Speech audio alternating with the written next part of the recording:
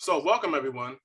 Thanks so much for being here this evening. This is our first Art of the Meal cooking class. I'm very excited. I wish I could be there with you guys too. As you can see my background, I'm showing off our fabulous vineyard at our estate property in Sonoma for our Imagery brand. My name is Brandon Eason. I'm the Mid-Atlantic Sales Director for the wine group. Imagery is our most cherished estate property and commercial brand. This is the first of 4 cooking classes in this series, each one with a different Virginia chef who's pairing one of our 4 Imagery brand wines with an original dish that they've created for this class. We'll have some time for Q&A at the end, but if you have any time-sensitive questions, please feel free to put them in the chat, and we'll try to answer those as best as possible. We're thrilled to kick today's series off with Chef Nicholas Martino. Chef Martino is an experienced chef based out of Washington, D.C.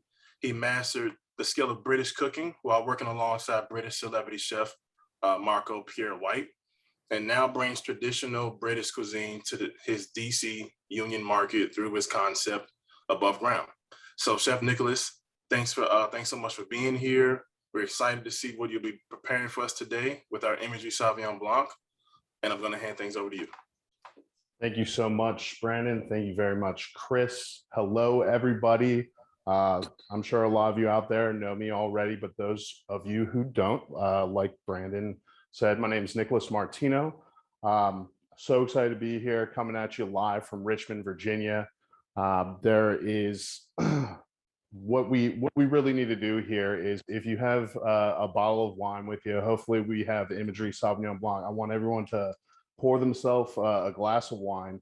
There's a golden rule in my kitchen in regards to alcohol. You wouldn't cook with anything that you wouldn't drink yourself. So we'll start off by saying cheers to that.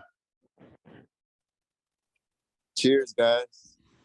So the dish that I chose today to showcase Imagery Sauvignon Blanc is a spicy aglio e olio spaghetti.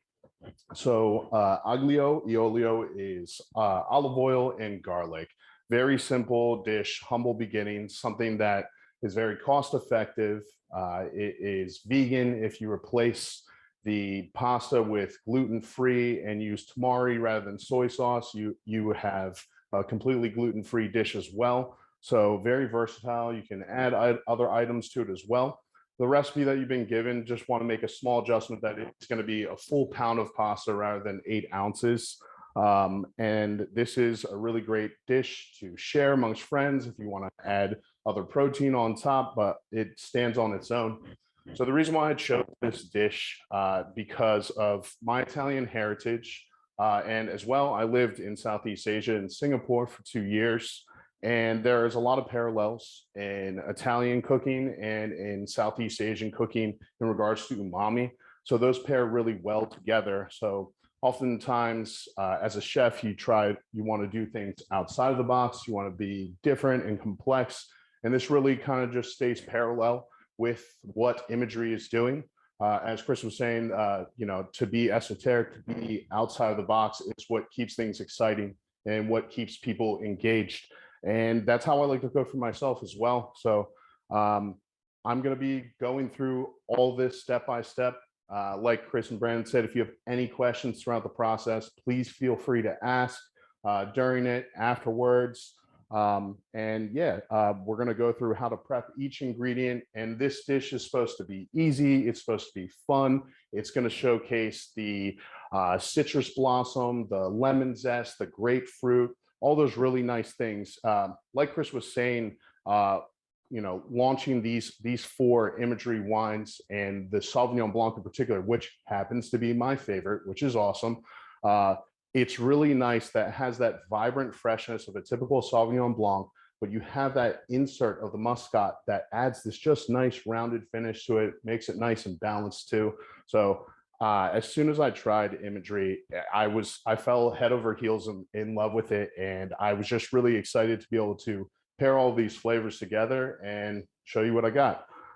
So first thing we're gonna want to do is we're gonna want to get some water boiling. You want to have a solid gallon to 2 gallons of water. With this dish, normally I say that while you're cooking, to season but we're just going to add a pinch of salt there because we're really going to want all the soy and get all that umami as well. So while that is coming to a boil, we're going to work on prepping our ingredients as well. Just to go over some of the hardware things that you'll need through this. Boiling water, again, with a pinch of salt in it. A large saucepan as well, big enough to where you can saute all the ingredients and then add the pasta in afterwards. I don't like to, especially while I'm cooking at home, use a lot of different pots, make a big mess. This is about being, when you're cooking at home, it shouldn't be a stress. It shouldn't be a problem, especially when you're cooking for your loved ones or even yourself. It should just be easy. But just because something's easy doesn't mean it doesn't have to be beautiful, gorgeous flavors, delicious, all of that. So first thing, friends in advance, is fennel bulb. Fennel has a really nice floral anisette flavor to it. And we're going to use a lot of this. The first thing we're going to want to do is we're going to want to just cut a small piece off the end. Gets a little bit of tough. That's where it grows out of the earth. Just set that to the side. And then we're going to want to cut the stalky greens off as well, but we're not going to throw those away.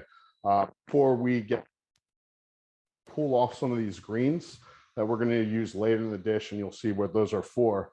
I'm very much a nose to tail or trunk to stem, trunk to leaf, use every ingredient. Mother Nature is the artist. We're just the cooks, so might as well let her do her thing because she's doing it the best. And we all know that women run this world, and we should recognize that, especially Mother Earth. So we're going to set those greens just to the side. Then we're going to take our pan and we're going to turn it on medium-high heat.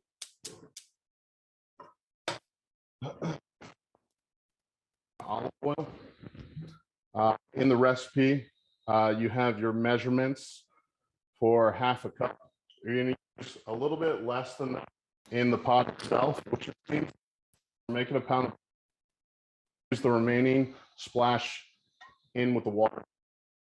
You're cooking the pasta, keep it separated, especially when you put it out of the water. So back where you smell your fennel as soon as you cut it into it. It should smell bright, fragrant, like black licorice, but not quite as intense. Nice and floral, much like the notes in the Imagery Sauvignon Blanc. So we're just going to cut that in half, and we're just going to start julienning it. So this doesn't need, you don't need to be fancy. You don't need to go real fast. Take your time. It doesn't need to be razor thin. Pasta is a humble dish, and it should be rustic, delicious, and just really have fun with it. If you want to cut the other direction, that's fine too. As long as you're cooking things properly and you're putting them all together, it's going to taste delicious no matter what. So while we have that heating up, make sure the olive oil is cascading around the pan, and we're going to add fennel in there. Okay, so it should be on right now because we don't want it to get too high, and we don't want everything to burn because we've got quite a few ingredients to add to this. Really cool. Touching on the notes of what Chris said, I just want to reiterate that, you know, this recipe is a guide, but if you want to add a little bit more ginger, if you want to add a little bit more chili flake, if you want to add another ingredient, I love eccentricity. I love being esoteric and just being out of the box, and like that's what it should be at home.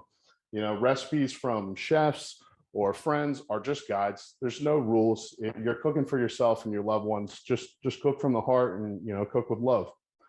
We got an ounce of garlic, of ginger rather, excuse me. And that should be peeled in advance. So we're just going to cut it into little planes, little rectangles. And so, you know, typically you wouldn't see ginger in a pasta dish, and that's when these Asian influences come in. Cooking with umami and with Asian cookery as well, which are just a beautiful harmony. And it's the way I like to cook at home all the time. So we're going to take those planes and then we're going to cut them into little matchsticks.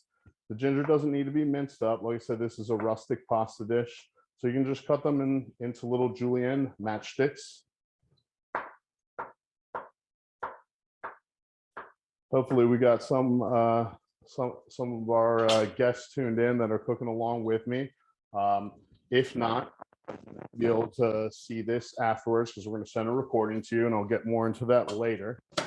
You know, when I heard about Imagery and heard about this opportunity to showcase the Sauvignon Blanc, was familiar with the brand before, and then found out so much about the business and, you know, all the accolades that Jamie had, and, you know, being an awesome powerhouse, you know, creative. She's the same age as me, and it's inspiring to see someone who took, you know, a certain ideology of what they were doing in business and then just continuing to grow that, and, you know, adapting and making sure, you know,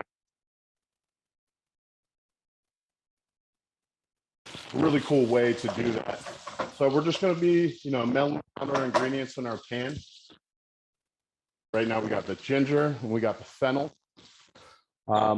Then we're going to go into our shallot. So you should have one whole shallot. Again, we're just going to cut this in half, just like the fennel. And we're just going to julienne it.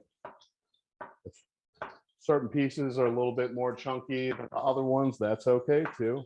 This is, again, a rustic dish, and it's all about beautiful, gorgeous flavors. Like I said, this dish is vegan.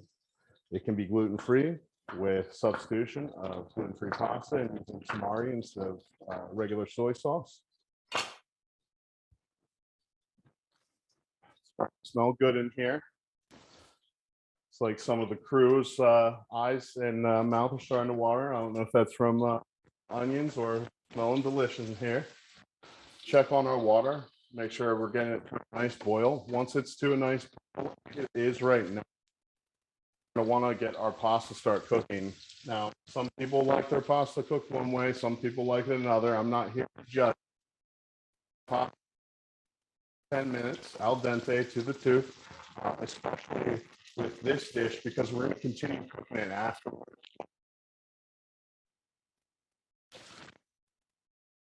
We'll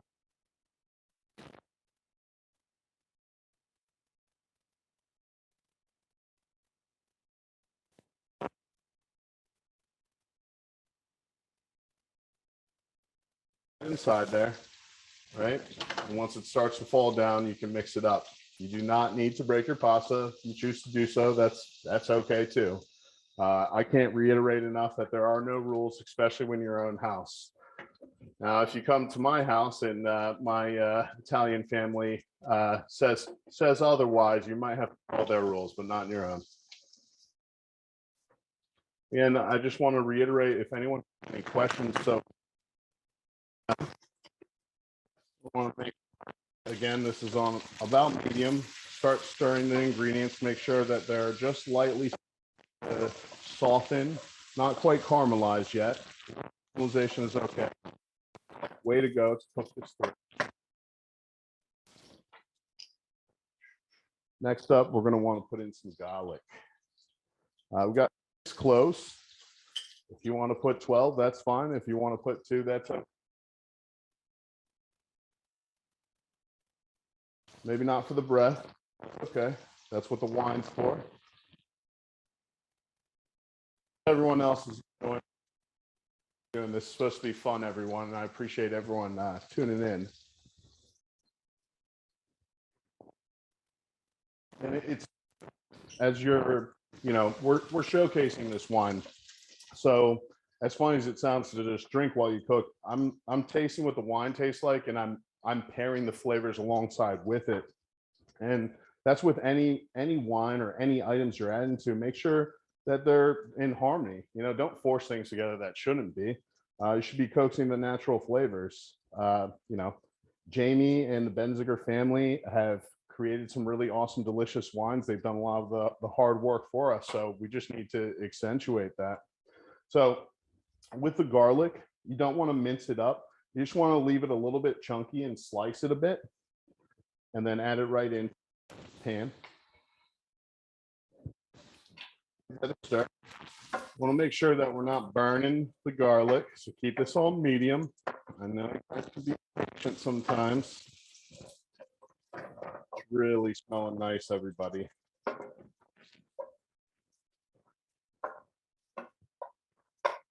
So you can find where to get your imagery, all the portfolio, especially Sauvignon, which is my favorite. I'm a little biased here. At imageryartofthemeal.com, locator and where to purchase all of these. Thai chilies. So you can use fresh chilies. I like to use dry. They have a little bit more of an intense flavor.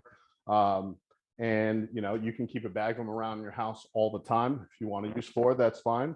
But you just want to kind of just cut them up just a little bit. I like to keep the seeds in there and use it because I like a spicy pasta. We're just going to toss that. Smelling the dish, make sure that we can smell the fennel, smell the shallots, smell the garlic. We want everything to be cookies, not things over for the other showcase. So this up, we're starting the fennel first because it was in the pan first. Last.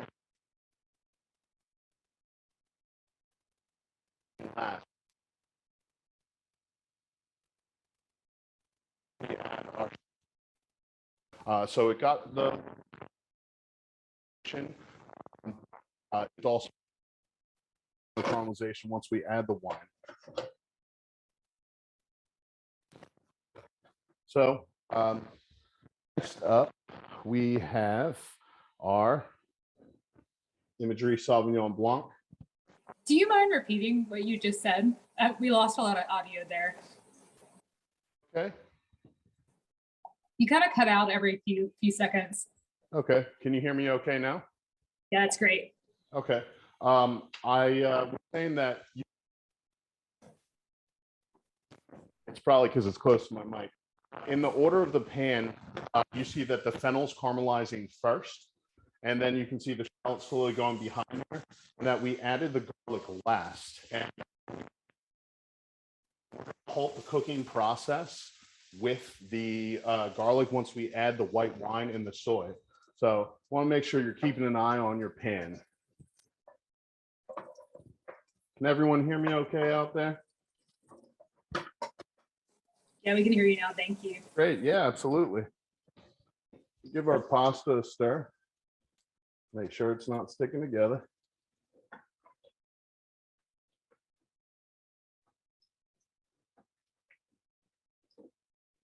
Great. So typically with a pasta dish like this, I like to add a lot of lemon. With this one, I'm not. And that's when I'm really gonna let the Imagery Sauvignon Blanc really showcase its natural citrus flavors. There's already an abundance of lemon zest, grapefruit, citrus blossom that's already packed in there. And again, this is about showcasing it is, how delicious it is to cook with it as well. And I just kind of want to point that out that, typically a lot of citrus would be involved in a dish like this, but the Imagery Sauvignon Blanc does it all itself. So we're going to add about a cup.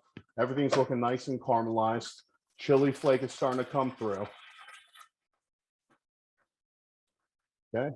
So it's important when you're cooking with alcohol that you gotta cook it out. You don't want a raw alcohol taste to cook, so you can get that raw alcohol taste out of it. You really start to, once you see it boil, alcohol cooks off at boiling temperature, so you can really kind of gauge. Of course, you should be tasting your food as it goes. Then we're going to add in our soy sauce. Lots of really cool flavors, familiar, not so familiar, some combinations you're used to, some that you're not.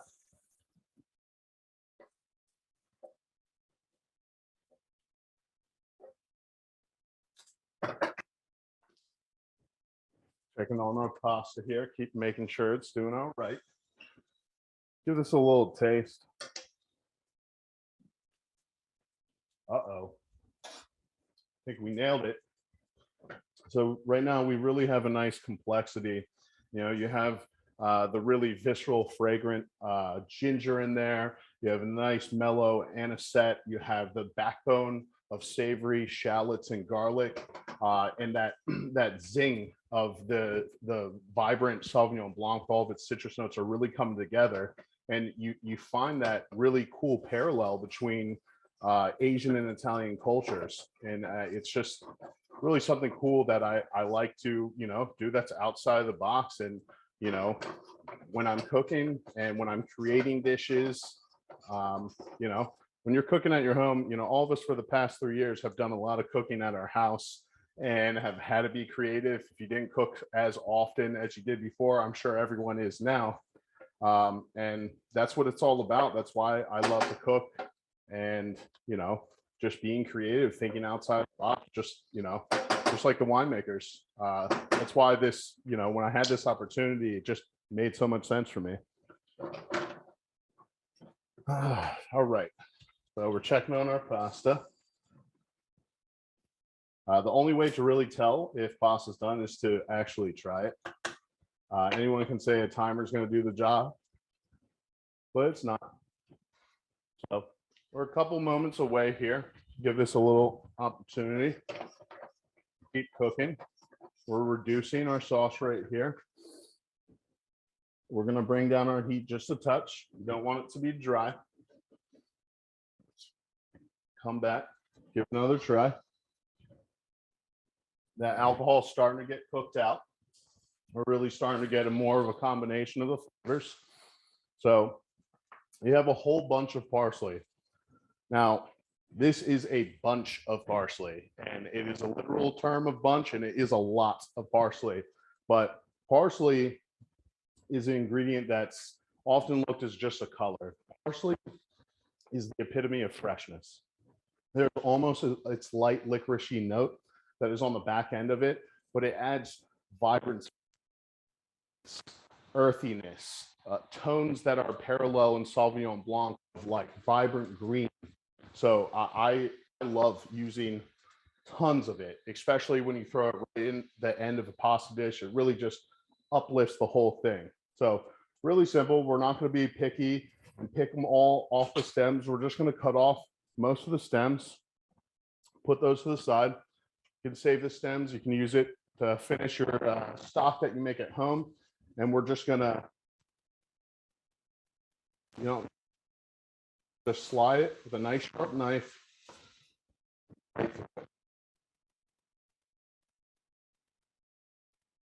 Sharp enough. You have this beautiful fragrance to it. I mean, I'm one of the biggest parsley advocates there is, because it just gets used as a garnish everywhere you go. And if you actually take care or a really sharp knife, you get just beautiful, beautiful, gorgeous flavor out of it. So checking on our pasta, give it another stir.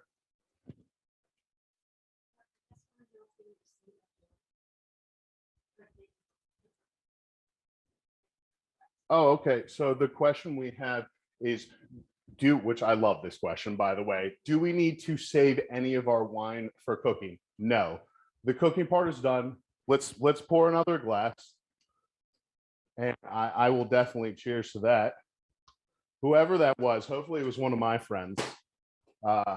Cheers. Now that I taste that, I'll taste our sauce again.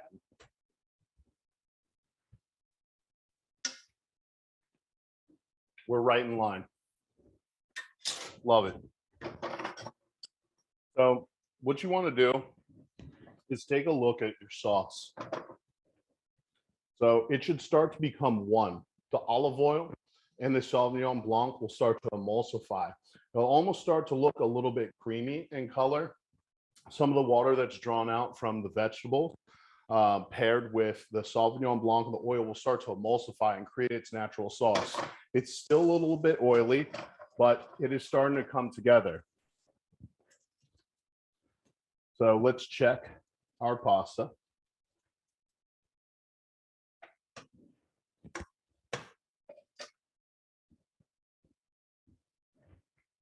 Perfect. So we're going to pull this right out. with a double boiler, which is really convenient.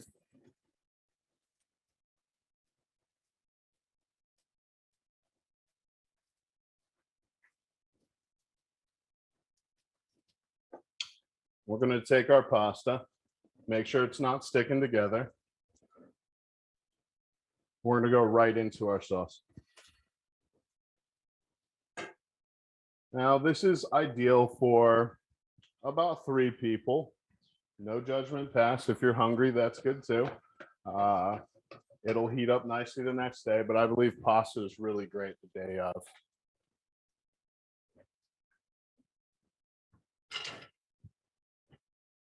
So we still have our pan going. You can hear the sauce bubbling, and we're just going to start to stir and fold.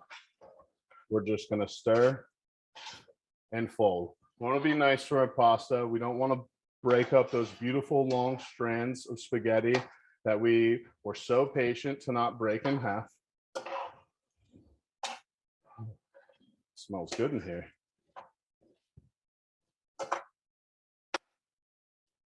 Okay. So I'm sure a lot of you at home know about this trick, but we're going to take some of that beautiful starchy pasta water. Okay. We're going to take a cup of it. We're going to add it right into our pasta. So that has the natural starch that the pasta was cooked already. This is a free sauce. We had to pay nothing extra for it. We had a $1 box of pasta, and we had water from the tap, and it's coming together. And now if you take a closer look into the pan, you're going to really start to see a beautiful, natural, creamy sauce emulsified from the vegetables that we cooked, the Sauvignon Blanc, and the starch from the pasta. So we're going to turn this up on high because we're going to want to start to coat the pasta. Pasta sauce is called condimento in Italian. So the sauce itself should really just complement as a condiment to the pasta. The pasta is the star here. We're celebrating the beautiful, perfectly cooked pasta with flavors that are on the exterior. So you want it not to be a soupy mess, and really start to coat the pasta. So now we're getting down to a nice, beautiful reduction. It's time for all of that parsley. I don't waste a single bit. You guys heard me talk intimately about this parsley, and I'm going to get every single last bit in there. And then we're going to give it another flip, another flip, and another flip, and give it some twists, and make sure that pasta is mixed nice and evenly with all that beautiful green parsley.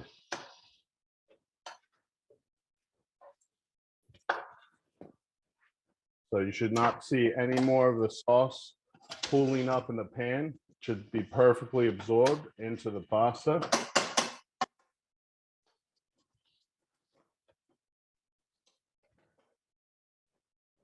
Just like this.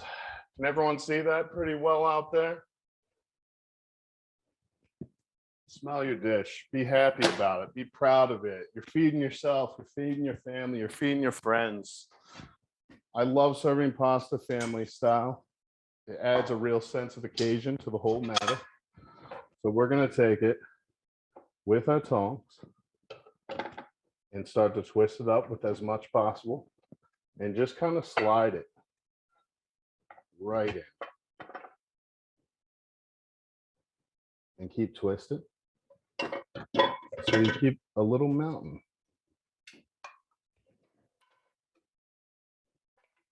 So pasta has a lot of humble beginnings, and this dish doesn't use any meat. It just uses lots of flavor, patience, and time. Before, dairy was readily available, cheese has always been a luxury. And at a certain point in time, and it's still used in certain dishes, Parmesan wasn't over every pasta. You use breadcrumbs. It's a more humble topping. It replicates Parmesan, but it adds a different texture to it. And I use that in the modern era as much as I possibly can. And this dish really is awesome with it. So you're going to take toasted breadcrumb, I use Japanese, which is cool because again, we're staying rather than, with your Italian breadcrumb, using something in the Asian vein to stay true with this really esoteric, out of the box thinking, and put it on top. You put some of these on top to begin with, you serve some on the side. I like to get a little fancy. Again, brought some more Asian ingredients. These are Korean chili threads, just to add a little bit of extra heat. Right on top. They're gorgeous. They start to get heated up from the heat of the pasta. And then remember, we use every single bit. So we have those fennel fronds. Those are the greens that are on top that look just like dill. We pick some of those and put these right on top too. It really accentuates the fennel that is already in there. So you get the fragrance of the fennel inside the dish. You have the aroma from the hot pasta heating up the fennel as well. I take a little more extra virgin olive oil, drizzle it right on top. Nice, beautiful shine, beautiful, gorgeous flavors. And we'll do another cheers to that. I'm gonna come around. And that, ladies and gentlemen, is your spicy aglio e olio spaghetti. Cooked with Imagery Sauvignon Blanc, natural notes of citrus flavors, beautiful, floral, delicious. All right, this is the fun part. You get to ask me anything you possibly want, within reason, of course. But anyone that has any questions out there, please feel free to ask. You can leave them in the message, and we'll field any questions you have.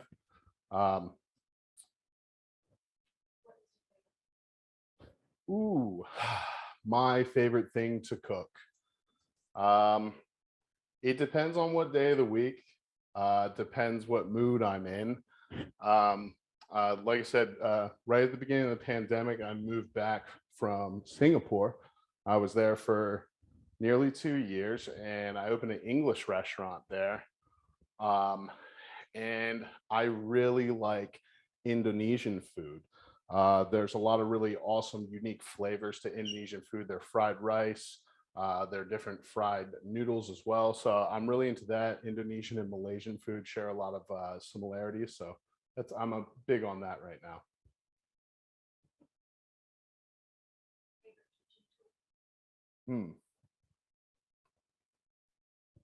Favorite kitchen tool. I think one of the most underestimated kitchen tools that's used not just for what it's meant to be is a fish spatula. A fish spatula is awesome, elongated like a spatula, but it's got these long slits in it and kind of indented so you can lift fish really easily. But it works for so many things, draining things off, letting meats rest on it. They're big and strong and thin, and they're just a really cool tool to have. So get yourself a fish spatula.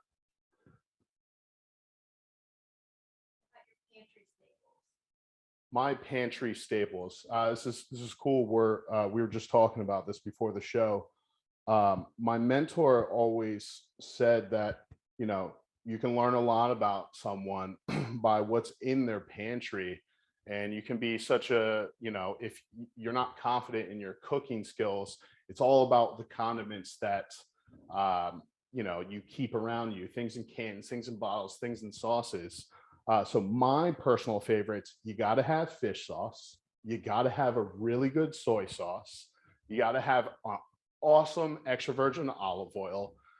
Those three things can pretty much turn anything delicious. If you take Brussels sprouts, which I love to begin with, but with good olive oil, soy sauce, and fish sauce is just one of the most beautiful things ever. So combining those, so those three. I know you asked which one, but I'd say those three. What's your favorite fish to cook? I would say this is a good question because on my right arm I have a king prawn, and on my left arm I have a sockeye salmon. I would say sockeye salmon, even though I would say I enjoy prawns more, but how beautiful, like a journey that Sockeye Salmon live. They travel 300 miles north and 1,000 feet in elevation just to give birth and die. So they have this really awesome, like passionate story behind them, but one of the most healthy fish for you. They're high in omega fat acids. They're so good for you. The skin and the nutrition content in them is great for you. So if you're looking for heart health, if you're looking for glowing skin, sockeye salmon, definitely. If you wanted to add meat to this or as a side dish, what would you recommend? If I was to add any sort of meat, it would be something light for sure. You want to, be, respectful of like all this beautiful work that you did in coaxing these flavors out of these herbs and these fennel and shallot. So if I would say like some shrimp or whitefish, I even think, even though some would say chicken is light, might be a little overwhelming for this, but really light white flaky fish or some gently poached prawns. If someone did not want to use panko breadcrumbs, Yeah, so if you didn't want to use panko breadcrumbs, like if you're staying away from the gluten, you can use Parmesan. That would be really good. I would go very light on it in general, because again, you want to be respectful of the flavors, or you could just omit them altogether. Pasta doesn't need a crunchy aspect or a texture. You could, take some of the fennel and shave it raw and place it on top as well, just to keep, the theme going as well. Certainly can be omitted. I think cheese or the fennel would be a great option for that. final question. Sure. Do you have any tips for getting really solid sear on steak? Yeah. Solid sear on a steak. Cast iron pan. I would say that usually, especially if you're cooking a ribeye or you're using a New York strip, they have something called a fat cap on them.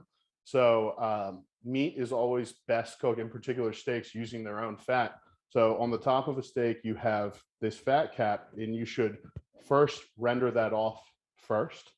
And once you have that fat that's rendered and your pan is filled with the natural fat from the steak, ripping hot, sear it. You want to cook the steak 70% on one side and kind of finish on the other side. And so you can have that thick, crunchy crust is really important. So using a cast iron pan, which is going to hold heat the best. And when that steak finally hits the other side, it's not losing much heat at all. Cool. So I just want to say, one, thank you so much. This has been a blast. I think Richmond is such a great place. I feel so honored to be a part of, dare I say, the Imagery family, and, just celebrate, artistry in winemaking, artistry in, the art of the meal, and pairing things like this together are, just fun things. So that part, thank you, but let you know on some fun stuff as well.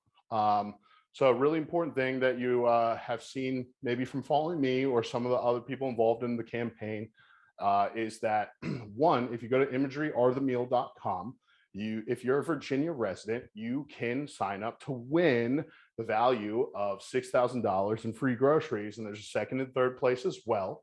Again, 21 plus Virginia residents only, but that is pretty spectacular.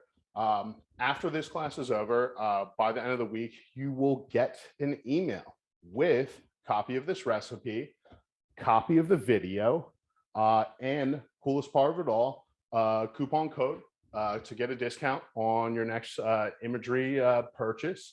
But I'd say that you should definitely go with the Sauvignon Blanc. A little biased here, but really awesome. And I ask everyone, if you're inspired by food and wine, to give Imagery a shot. Go onto their website. You can go to the store locator to see where you can purchase the wine. And yeah, we have 3 more classes, one each month. Next month, September 14th, Chef Shane Roberts is going to be doing another great class. I've signed up myself. I can't wait to watch it. and just have fun. And like I said, it's been a tough couple years, and I know everyone's sharpened their cooking skills. So don't be afraid. Try new things, and drink your wine and cook with it too. And thanks and cheers.